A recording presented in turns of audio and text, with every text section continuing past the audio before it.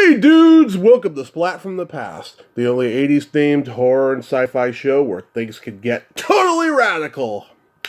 Now today, I will be welcoming a great character actor of B-movies of the 90s, and I am talking about Peter Spellos. You all know Peter Spellos. He played Tracy's father in a very bone-chillingly creepy scene in Freddy's Dead: The Final Nightmare. And he was also in lots of Fred Olen Ray and Jim Wynorski movies, um, such as Dinosaur Island, Sorority House Massacre 2, so many of their movies. And he was also in the Pauly Shore movie In the Army Now, the great thriller Bound. He guest starred on Get a Life, Growing Pains, Married with Children, lots of great shows. And he also has a background in comedy, which I'm going to ask him more about. There wasn't a whole lot written about it. And it's going to be great. Yes, February has been off to a great start. And we are all trying to be a little more kinder to each other and just get through this difficult time. And I'm podcasting a lot still, even though I cut back for most of January. I'm still trying to only do a couple a week, but sometimes I get overcrowded. Like last week I got overcrowded, but it was still good. So here is my interview with Peter Spellos.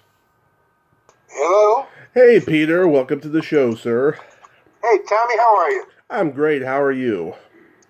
I'm great. Hang on a second here. I'm trying to... Okay. There we go. That's much better. How are you doing today? You know, I'm just hiding from the cold here in Indianapolis. You know, it's about 10 degrees. Yeah. Where are you living? Redding, California. Okay, so nice and warm. Today it's a little overcast, but yeah, it should get warm at least by the end of the day or maybe sometime this week. Well, it's rainy season. It'll rain for the rest of the month. Yeah. I lived in California for 23 years. I remember the drill. Yeah. So this is such a great honor. Thank you for taking the time today.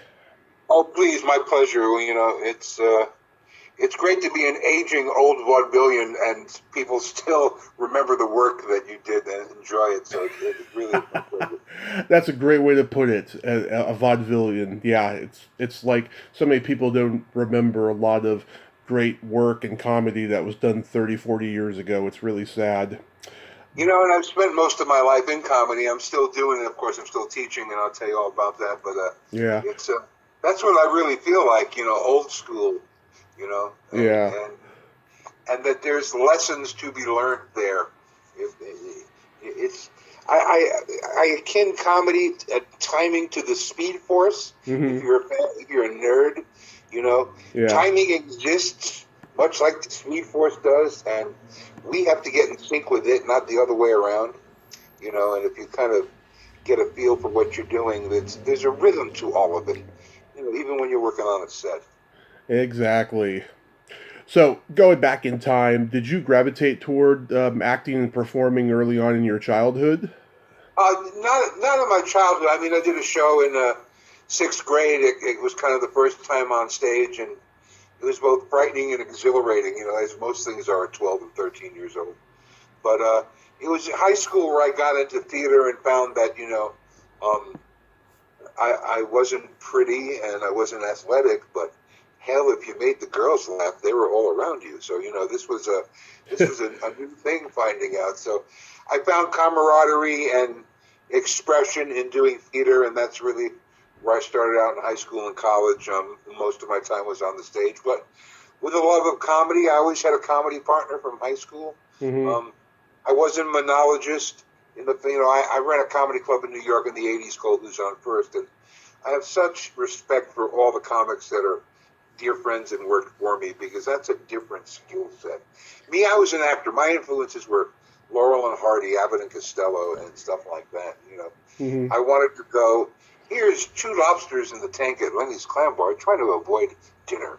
And it goes something like this, you know, very much influenced by the variety shows of the time and everything. And I just kind of got, you hate to say you got lucky, because I think luck is the residue of both design and desire at this point. But I kept looking for stuff to play, very Yeah. much.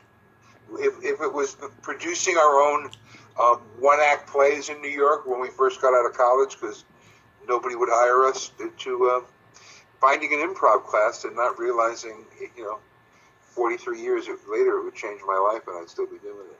Yeah. Are you originally from Indianapolis? No. I grew up born and raised in New York City, Oh, and okay. worked there until my mid-30s, and then realized, well, shit, I haven't had my film and television career yet, and moved out to California, and of course that's where not only did I have, great success for a character actor, is I worked all the time. I appeared in over 100 episodes and films combined, and 30-plus cartoon series, so, I'm that guy in those movies, and obviously some of those movies were with Jim Wynorski and Fred Olin Ray, and that was Yep. really what put me on the, if you can believe it, put me on the map in California, because I had, by the time my first 3 or 4 years out there, I had done about 15 movies with the two of them. Yeah. The total is ridiculous. I think it was 21 with Fred and 16 with Jimmy, but I would go in for much larger projects. I would audition for John Landis and the Wachowski brothers, who now are the Wachowski sisters. Isn't life strange? Yeah. And that's a whole other story. But they all knew the work. They knew the B movies. John Landis goes, oh my God, I love those guys. And, Yeah. I would get cast in all the other stuff because, the Wachowskis and Landis and people had, even Dino De Laurentiis, when we did Bound, the De Laurentiis family, was like, he has a presence. So, I feel fortunate, Tommy, that I got to do what I love. I'm about to be 67, and, well, hell, I'm still kind of doing what I was doing when I was 16.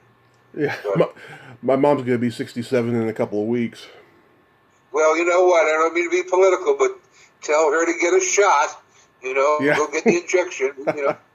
Oh, yeah, we're working on that right now, as a matter of fact. So yeah, so after high school, did you go study acting anywhere? Yeah, I went to CW Post College, which is part of Long Island University, and I got a Bachelor of Fine Arts degree, which basically means I never went to a real class. My classes were theater and stage. A quarter of all my credits were in performance, and that's where I kind of grew up and learned. The beauty of ensemble work. Because you're working. It's very akin to sports. I find theater and sports is a group of people with a common goal working towards that cause. And, there was such a family for me in theater. Yeah. Kind of coming from a broken home. People were fun. People were creative. People had good weed. Did I say that out loud? I can't believe it. Yeah. You can say it. So it's college was great. It was college in the 70s. It was Animal House. Yeah. I went to college in the 70s. Do I need to describe to you what that really was like? I get it. It was great. It was simpler. And then I went to New York. 6 months later, I got my first apartment in the city. And like I said, a group of us from college produced the evening about 4 weeks of one-act plays. And we raised money like we always did from friends and family. And Yeah. you come out of school a big shot and you realize New York doesn't agree with you. They don't think you're a big shot yet. But I got very lucky enough to find an improv class with the amazing First Amendment Improv Company that I was a part of for years.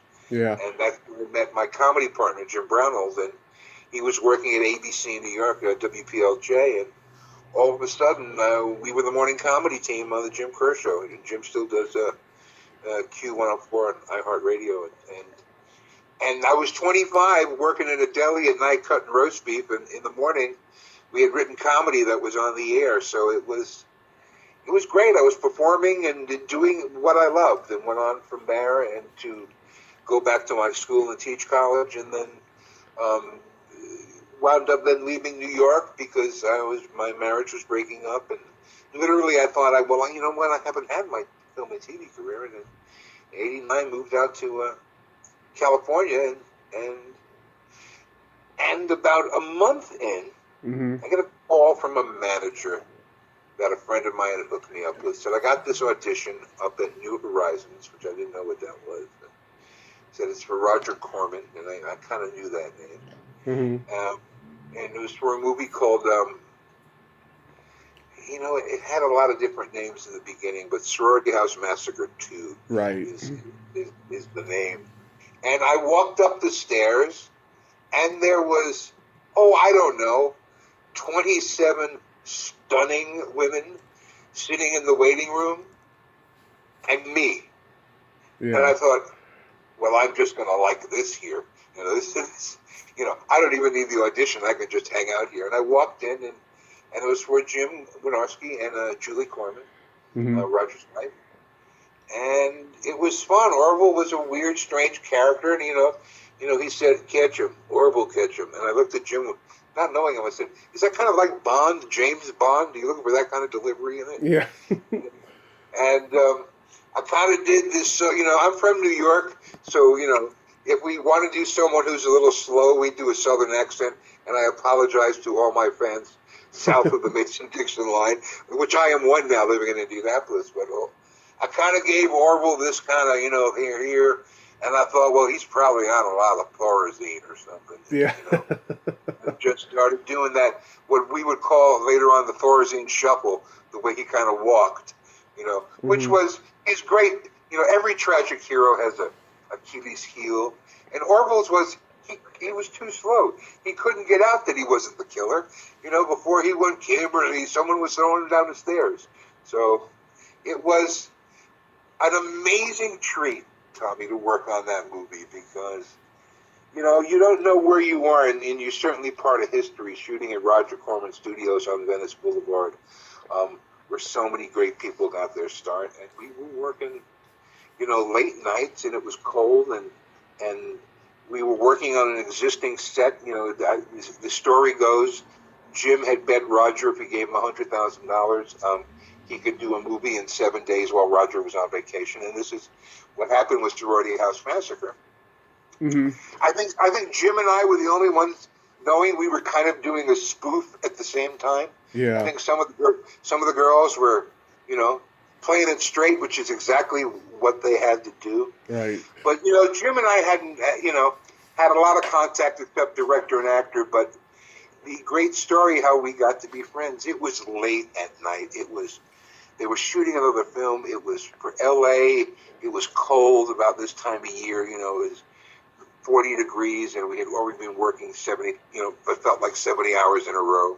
Right. And some grip had made some mistake, and Jim everybody was exhausted. Laced into this kid. I mean, a tirade.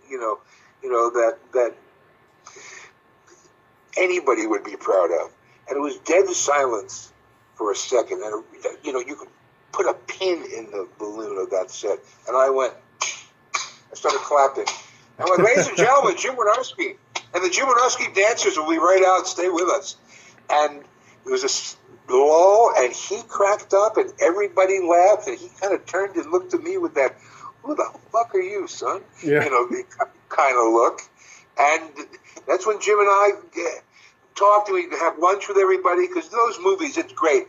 There's no distinction of actors and crew. You are one family. It's why I love them. It's like theater company. So yeah. Jim and I realized we had a lot in common, which was growing up in New York City and liking the same shows, and a huge love for Abbott and Costello.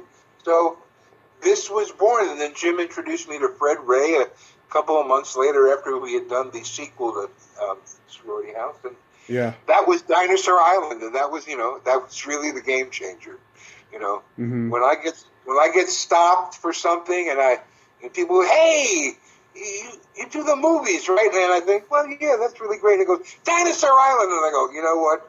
It's going to be the death of me, and I wouldn't have it any other way. I made good friends on that movie, and I've talked. And like you can hear, it's 30 years ago. Is it 30 years ago? It is 30 years ago. And Yeah, and it was such good times. It was just, we were having fun making movies. You know, yeah. how cool is that? You know? They were great times. I watched them all on USA Up All Night when I was a kid. I've interviewed Jim and Fred. They're great guys. And You know I've what? I got to say something about both those guys, Tommy. well, what's that? They, Okay, I got to say something about both those gentlemen. okay, They love what they do. They are filmmakers. right. You know, I never saw two guys who wanted to be in the trenches, more than them to make a film. Jim was happiest when he was in post production. He'd always say to me, "The best film in the world is no actors." And he liked putting the magic together in post. And Fred was Fred. Fred was more social in that sense. Yeah, It was always fun, and Fred would always, call me in for something really silly and ridiculous, like the rat catcher in Attack of the 60-Foot Centerfolds, and just he played to my comedy, he played to my strong suit, and would go to me, all right, make this funny, and it felt great because you wanted to be the guy at the end of the bench where the coach goes, all right, Johnson, you're up, hit a homer, that kind of moment. So right. my time with those gents and how grateful I am for them really starting my career, I will always be friends, and I will always be grateful for them. Yeah, and on several of those movies, you worked with Michelle Bauer. How was working with her?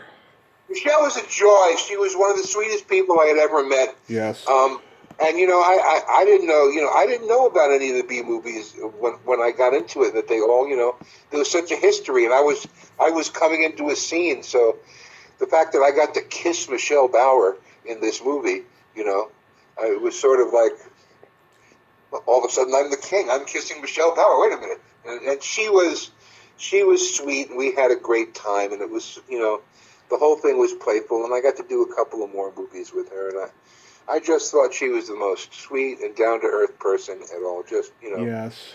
People told me for years that I wasn't going to get her on my podcast because she's so reclusive now, but a mutual friend made it happen last summer, and we talked for almost 2 hours, and now she wants to be my best friend. she's great. You know what? Yeah. I understand the reclusive part, Tommy, because you do the work, and then Yeah. it's really hard as an actor because I teach acting, and it's like you can't let what you do define you. The work is not the definition of who you are. It's who you are, and you happen to do this for a living. So I understand Michelle's reticence, because the fandoms can be very demanding, as you know. Oh yeah. And people have real lives, and so I get it. I'm sort of a little reclusive now. It took you a little while to track me down because I don't know why I get a lot of requests to do podcasts, but maybe because I'm chatty and from New York, But this is I feel a gratitude, and certainly when someone spends 2 hours with you, Tommy, all you need to know is they care, So Yeah. if Michelle ever hears this, thank you for just being one of the sweetest people in the world in my time in B movies. Oh yes, we sent each other Christmas cards. Another shout out to Richard Gabai, Uh-huh. who was one of my buddies in Dinosaur Island. Also a terrific director. I wound up working movies with him, and Richard is just another one of those great down to earth people, and he likes directing as much as he likes, playing his rock and roll guitar and being with his family. Yeah, he's on my list. He's great. You tell him when you contact him that I said to get it put on here, and if he wants me to join him, I'd be happy to. I will. He's a good man. Yeah. Then you did the Guyver. How was that experience? Oh, you know what? That was totally different and totally wonderful because I had never done anything like that before. Again, it was another. I fell into franchises. I was killed by Perry Mason. Lois Lane kills me in Clark. I was in The Guyver. I'm the voice of the Transformers. I was so lucky to fall into these things, but The Guyver was, first of all, it was directed by two directors. Steve Wang, who was responsible for so many of the monsters, including The Predator, at Stan Winston's studio, and Screaming Mad George, and that's his name. Yep. He's an artist and created a lot of the monsters as well. Yep. And it was great because we would do these characters, and they would then have our stuntmen come in and watch us walk so they could kind of replicate who we were. And come on, I'm on the set with Michael Berryman, Spice Williams, and Jimmy J.J. Walker. Yep. You know, not to mention, you know, Mark Hamill and Vivian Wu and Jack Armstrong. But I met Brian Usna, excuse me, through the B movies. If it wasn't for Jim and those movies, you know, Brian, I never would have had a look-see at that. But again, fun. You know, you're shooting out. You're younger. It's 30 years ago. It's 2:00 in the morning, and you're shooting by the L.A. River, and you're going, "Yep, this is exactly what I signed up for." You know, this is what I envisioned playing like this. You know. Yeah. So the Guyver was great fun, and I think Screaming Mad and Steve Wang are both two incredibly talented gentlemen. Again, honored to work with them. I got to work with some great directors, and television and movie directors that were just, you know. Yeah. I was lucky to be a part of their ensemble, Tom. Yeah, I've interviewed Spice and Michael Berryman, great people. Then you guest starred on Get a Life. How was that experience? It was, growing up in New York, I was a big fan of Chris's dad. You know, Bob and Ray. Yep. Bob Elliott and Ray Goulding. They were radio guys, and I got to see them at Carnegie Hall do a live show, and second half was their live radio show. And it so influenced my comedy when I was at POJ creating our own mythical station that when I got cast in Get a Life, I got cast as a mob guy, and I had one line, and it was the day he went to the city, and I had a gun that said "bang" that came out of it. And David Merkin, who was this great director, came up to me after the shoot, and he said, "I totally wasted you with one line. I'm going to bring you back." I went, "Oh, okay." And literally a week later, I'm in the construction worker episode with Rich Brinkley and Chris. And Chris was just amazing to work with. And Merkin was terrific. And I got to speak to his dad. I got to say, "I saw you guys at Carnegie do, you know, the House of Toast, and I named his routines." And he looked at me and went, "Wow." He said, "Thank you." I go, No. Thank you. I said, you and your partner influenced my comedy. So it was a great connection for me. And Merkin was great. Merkin was terrific. So much so, he brought me in for Heartbreakers. And I wound up working with him on film, too, and I had a great scene with Sigourney Weaver where I spent the day nose to nose with her, and all I kept thinking is, "It's Ripley," you know, that I'm hanging out with. So I love Get a Life. I love Chris Elliott. I think he was one of the funniest guys, certainly in television when he was the guy out at the bottom of the stairs. I forget the actual real name for the Letterman show. And Chris was always great. He brought me in on a couple other projects to audition for. Nice. It's nice when people whose comedy you respect think you're funny. Yep. You know, because you put your life in comedy and they recognize what you do. So, talk to me, Tommy. I'm a lucky man. You know what I mean? I'm very grateful. And in New York, I got to dress in drag with Joe Piscopo for Miller Lite Beer, where we were the East German Women's Olympic swim team. I'm a huge Piscopo fan. Yeah. I did a national commercial in drag.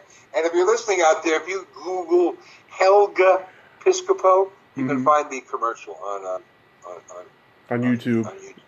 Yeah. But it's a joy. In fact, I'm writing a book with a friend right now. She's a terrific nice fiction writer, and she's going to help me cull these stories into a semblance and talk about the couple years that I had a painkiller dependency in California before I left, and how that got straightened out. But it's called "I'm That Guy in Those Movies" because I'm that guy in those movies. You don't know my name, but you go, hey, wasn't he on? Yeah, he was on Without a Trace last night. Yeah, so. Yeah. So now we get to Freddy's Dead, The Final Nightmare. I'm sure you get recognized for that more than anything, right? Well, yeah, completely. I mean, again, iconic. Yeah. The fact that they had to do 3 hours worth of makeup and do a head cast of me, and when we were doing the makeup, Robert comes out of the dressing room and there's a camera crew there, and he was like, "Hey, no, I've done a dozen of these." He says, "Film Peter." So I wind up in the documentary and in the book, and you haven't lived till you've seen Freddy in full Freddy regalia with his, metal claw fingers fingering the donuts, going, "Is there a crawler here? Did anybody take the crawlers?" And I thought, well, I'm never going to forget that. Yeah. But they kept me secluded because Leslie Dean didn't want to have anything to do with me before the scene because it was a very powerful scene, as you know. Yeah. Rachel Talalay is an amazing director, and I mean, she's gone on to so many great other things, and Tank Girl and all the stuff that she's done with Doctor Who and Flash. Yep. The scene went well. I got the shit knocked out of me with a coffee pot, as you know, and I turn into Freddy Krueger. And, how iconic is that, Tommy? And yeah. But the story is, a couple years later, I'm at an audition in Hollywood, and Hollywood doesn't have a lot of tall buildings, but this is like a 6-8 floor building, so I get in the elevator, and I'm looking nice. Right. I got a sport jacket on. I'm a fairly good-looking New York City boy, and there's a attractive woman in the elevator, a blonde, again, 20-something. Uh-huh. And we kind of do that elevator nod as two people silently, and it's obvious we're both going to the 8th floor. I kind of look back at her and smile, and she looks back at me and she smiles. And I went, oh, fuck. I went, excuse me. I said, please, I am not trying to be offensive whatsoever, but I really think I know you. And she goes, oh my goodness, I was thinking this. She goes, oh my God, you're my abusive father. And thank God there was no one else in the elevator when she screamed this, but it was Leslie Dean. Yeah. And big hug, and it was just a great moment. But, I had never been called, you're my abusive father out loud before, Yeah. So that was my experience.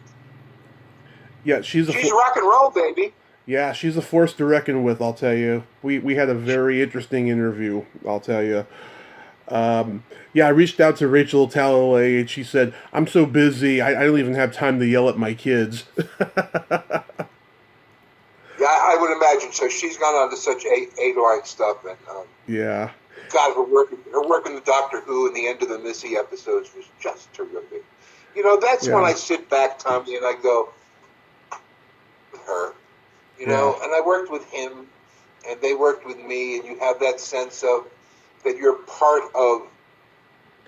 became part of it, part of the history. My name's in books, and I don't think it's as much for the ego as a sense of, I became the man I said I would be. And I would always go on the sets at whether it was Paramount or Warner's or Universal for an audition, and I'd giggle. I go, look where you are, fat boy. Look what you're doing. And that gratitude is, hopefully, the main thing I bang into the head of my students today. Yeah, did they ask you to be in the documentary Never Sleep Alone?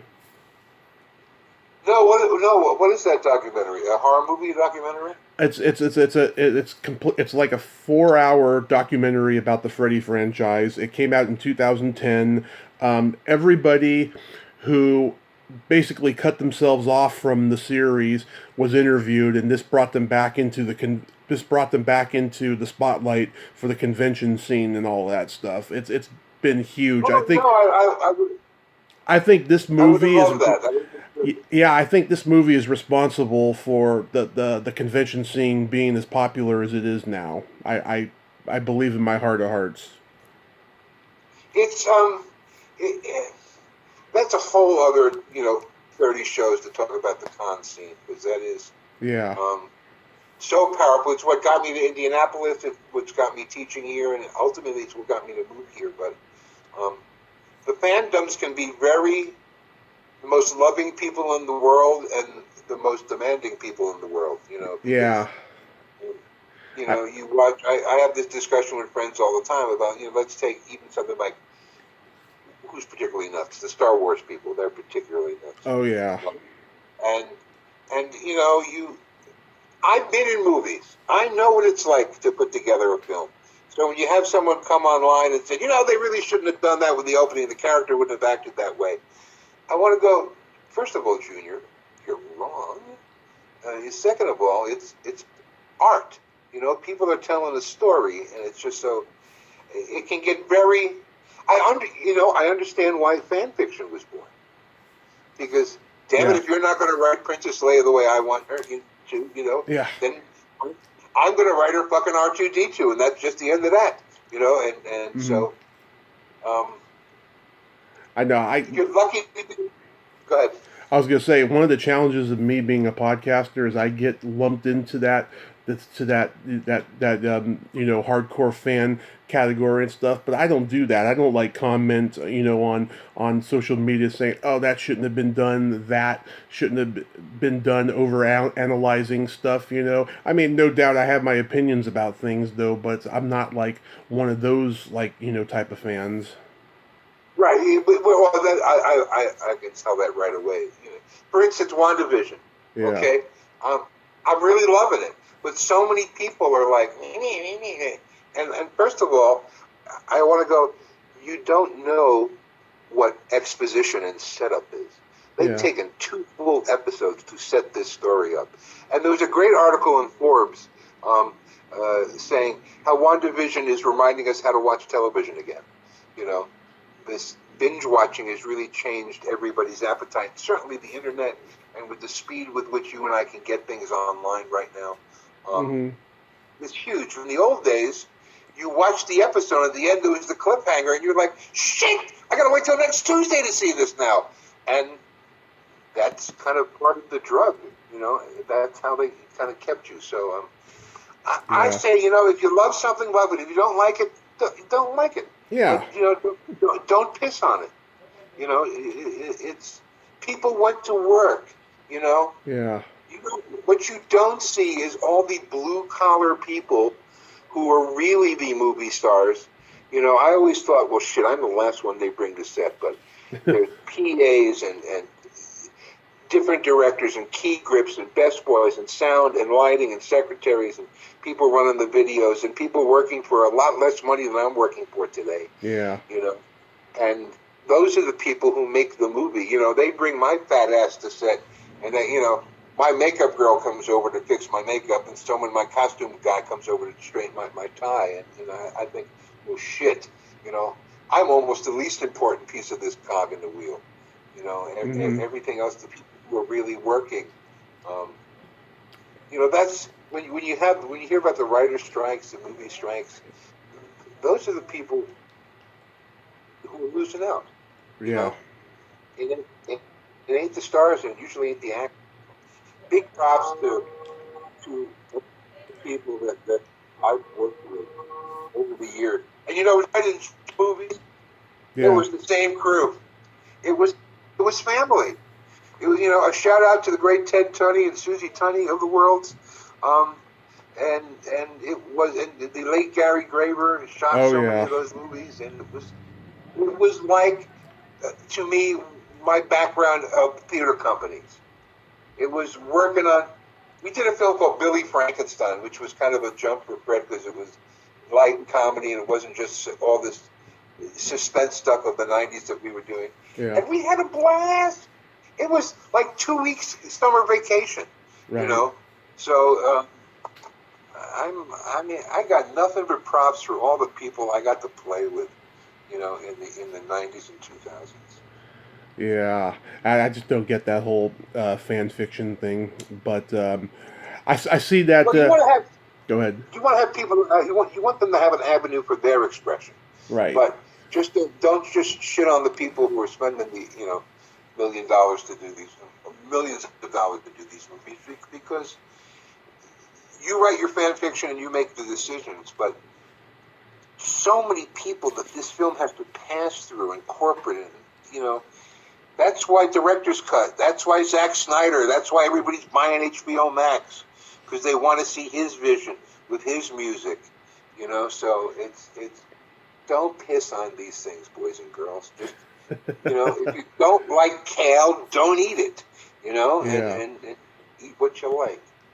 You got to be directed by Danny DeVito and Hoffa. How was that? Danny was the greatest man I've ever met in show business for so many reasons. Mm-hmm. One, when I auditioned and then shot months later, hey Pete, how you doing? We just like old friends. We shot at. I got time. I don't want. This is a long story, but basically we shot at an abandoned hotel on Wilshire Boulevard that I kept thinking I recognized. That it's not familiar to me, because the old hotels of the 50s had a bottom floor where there were stores, like a little diner and a little post office and a nail salon and a gift shop. And I'm walking through these abandoned stores and thinking, why do I know this? I wonder if this is part of my childhood. We're shooting the scene that's in the ballroom, and I have to walk through the kitchen to get to the ballroom. And that's where it bloody hit me that I'm exactly walking backwards how Bobby Kennedy walked and was shot. We're at the Ambassador Hotel.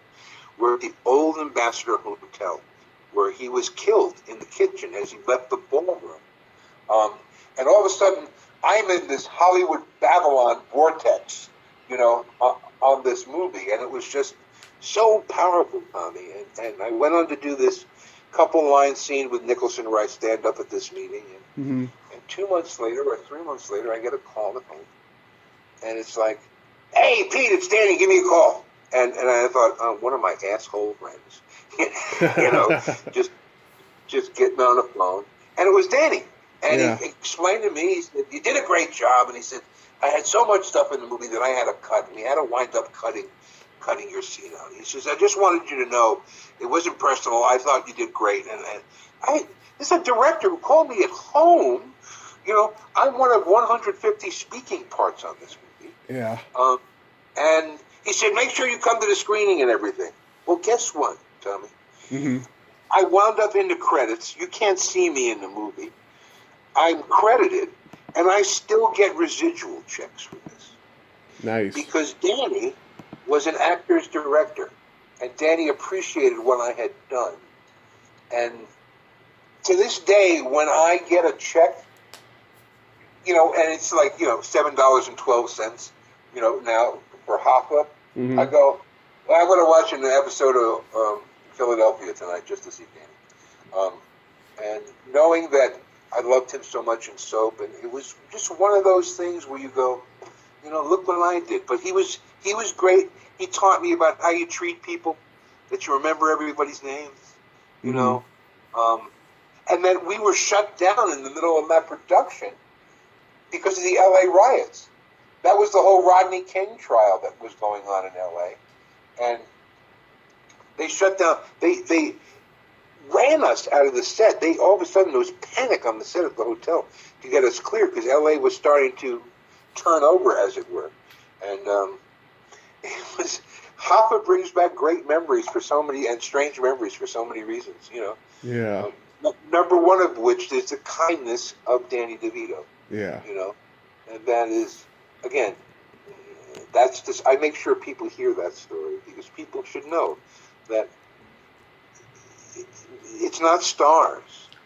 The people on the other side of the table who were signing autographs have lives, have husbands, have wives, have kids, have to clean the gutters out of the house, have to, shovel the snow, And when you see the picture like that, you realize that you are one part of one big family.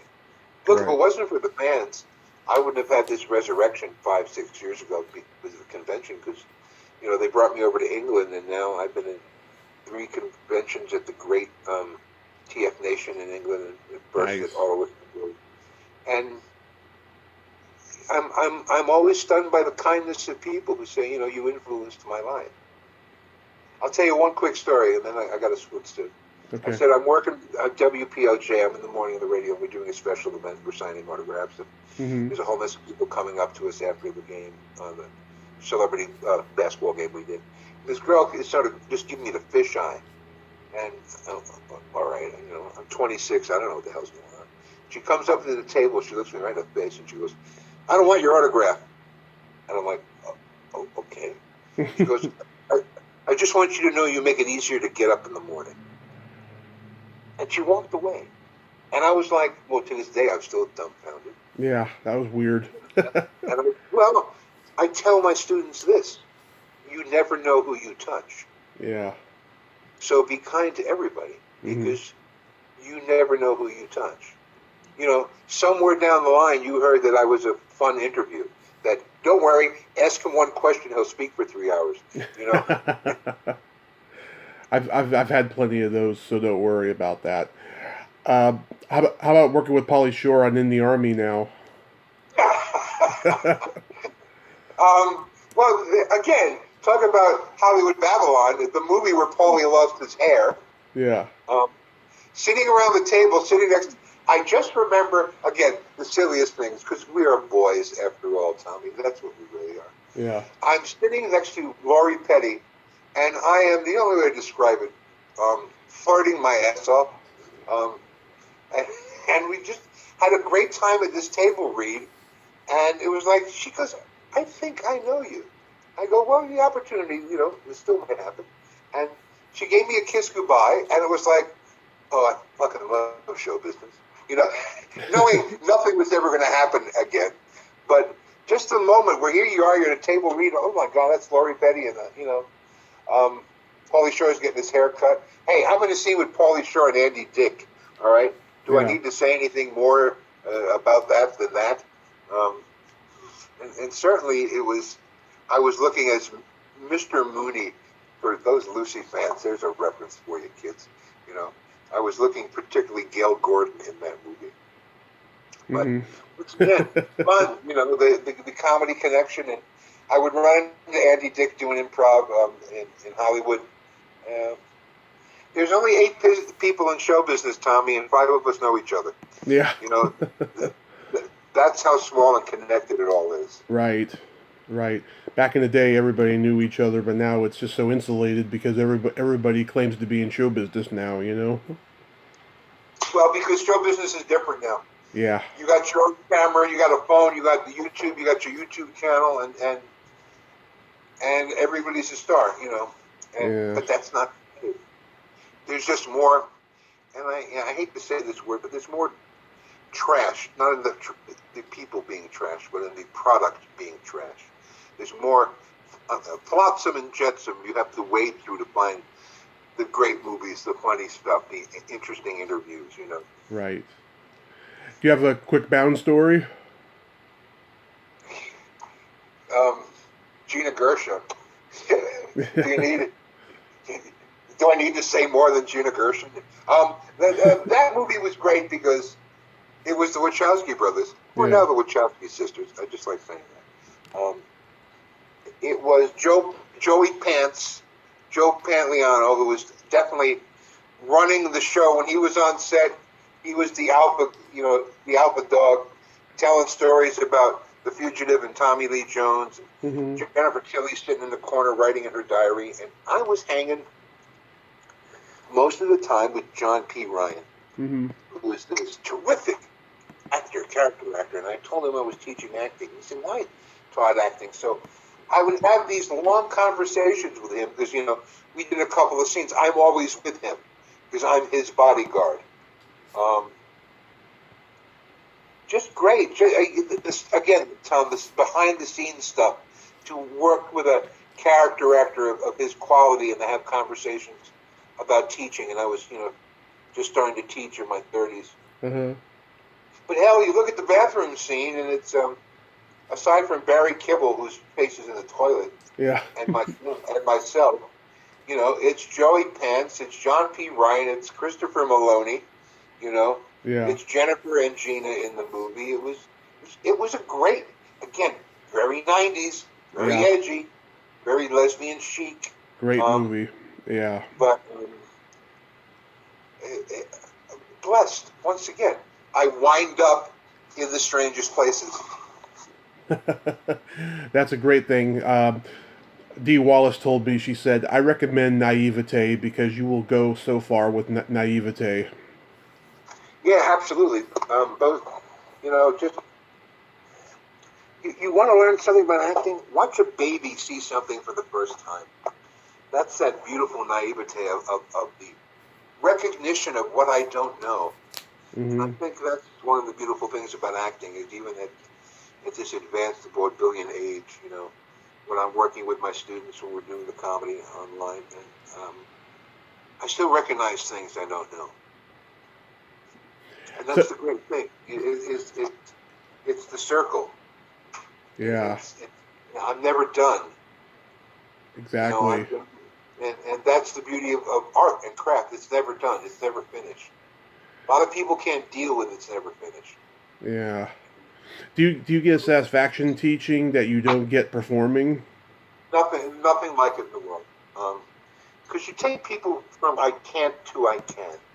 You know, I had some great coaches along the way, both nice and a pain in the ass. And I'm an amalgam of the softest place you want to land and, you know, the biggest dick that is going to give you a hard time to push you. Because there was an old poster in New York City in the subway for the School of Visual Arts. And the saying was, too good is not good enough if you dream of being great.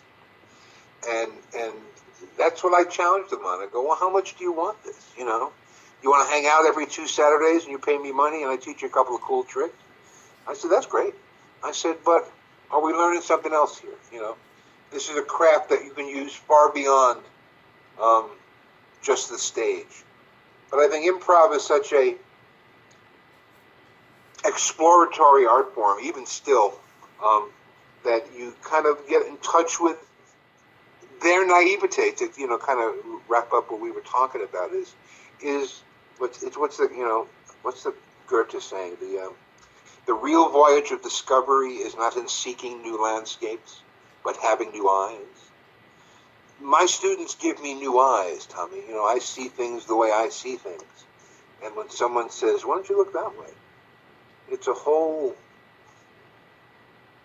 new world because you see it differently. My coaches used to say to us, you want to change your day? Drive home differently than you drive every night. What's that mean? It means get out of your routine and go see something you're not familiar with. And it was the most brilliant, simplest suggestion. You know, you go to your favorite restaurant and don't eat your favorite dish. You know, right? Just get out of your comfort zone.